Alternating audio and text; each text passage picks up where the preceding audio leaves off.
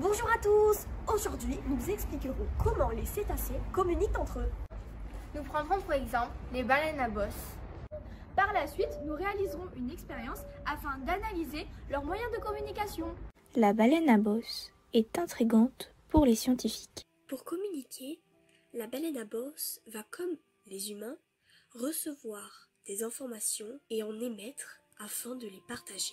Par ailleurs, il est nécessaire d'effectuer une corrélation avec les humains, puisque le système auditif de la baleine fonctionne comme celui de l'humain, à quelques exceptions près. Pour recevoir l'information, la baleine possède une anatomie particulière, comme vous le voyez. La vibration acoustique actionne la chaîne des trois osselets, le marteau, l'enclume et l'étrier, grâce au son qui tape dans le tympan et actionne sa vibration. Ensuite, ces ondes sonores sont envoyées dans le cerveau pour y être analysées. Il y a tout de même une différence entre la structure des oreilles des mammifères terrestres et celle des baleines à bosse, parce que les cétacés sont extrêmement avantagés par rapport aux humains, parce que la structure de l'oreille moyenne et interne des baleines est encapsulée dans un os, ce qui leur permet de détecter d'où provient la source d'un son. Autour du cerveau se concentrent les sinus. Certains contiennent le nerf. Les sacs d'air et les sinus se compressent sous l'action des muscles et émettent des impulsions sonores réfléchies par le maxillaire en direction du melon. Nous allons interviewer Richard Sears, un chercheur mais également le fondateur et le directeur de la station des îles de Mingan. D'abord, si on prend un exemple comme le Saint-Laurent, c'est toute la navigation qui remonte jusqu'à Montréal, mais tous les navires qui amènent beaucoup de bruit dans le Saint-Laurent, plus tous les plaisanciers, plus les bateaux d'observation de baleines, même les chercheurs comme nous, mais tout ce son-là, surtout dans un endroit restreint d'une partie du Saint-Laurent, ça cause des animaux de changer de fréquence ou de ne pas utiliser de son optimal.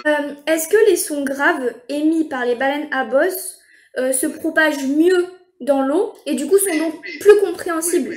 Oui, là-dessus tu as raison, les sons de basse fréquence voyagent mieux dans l'eau que celles de haute fréquence. Mais par exemple, c'est ça que si je reprends l'exemple des rocales bleues, c'est des sons qui sont en dessous de notre niveau d'ouïe, alors que c'est des sons, ce qu'on dit 20 Hz, et qui sont de très basse fréquence, mais qui peuvent voyager très loin. Est-ce que les baleines à bosse arrivent à communiquer avec d'autres cétacés?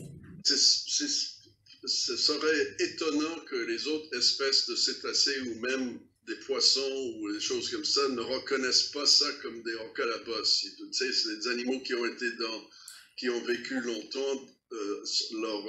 Il y a besoin qu'ils savent ce qui se passe dans leur environnement. Donc, de reconnaître le chant d'un rocale à bosse, ça m'étonnerait s'ils ne puissent pas le faire et ne puissent pas savoir exactement ce que c'est. Pour communiquer entre les individus, ça, c'est toute une autre question. Puis, je pense pas qu'il y a grand monde qui a des réponses là-dessus.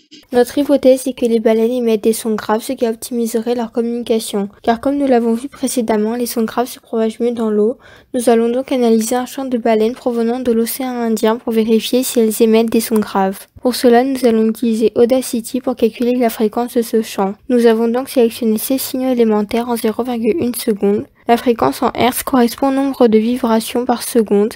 Elle se calcule par 1 divisé par la période. La période en seconde d'un signal périodique correspond à la durée d'un motif élémentaire. Nous savons que la période est égale sur notre analyse à 0,1 seconde divisé par 16, et aussi que la période et la fréquence sont inverses l'une de l'autre. Ainsi, la fréquence du signal sonore est égale à 16 divisé par 0,1 seconde, donc à 160 Hz. Pour conclure, cette fréquence correspond à un son grave moyen, et donc le son émis par les baleines se propage plus dans l'eau et optimise leur communication. Les baleines reçoivent et émettent des sons omnidirectionnels, inaudibles par l'homme, plus particulièrement sur la basse fréquence. Elles communiquent à l'aide d'autoroutes sonores pour détecter la nourriture, les prédateurs et pendant la saison des amours. Les bruits des bateaux sismiques envoient des sons puissants vers le fond pour détecter le pétrole et restreignent la fréquence des sons optimaux. Les baleines à bosse vont donc se taire et dériver, ce qui va empêcher leur communication.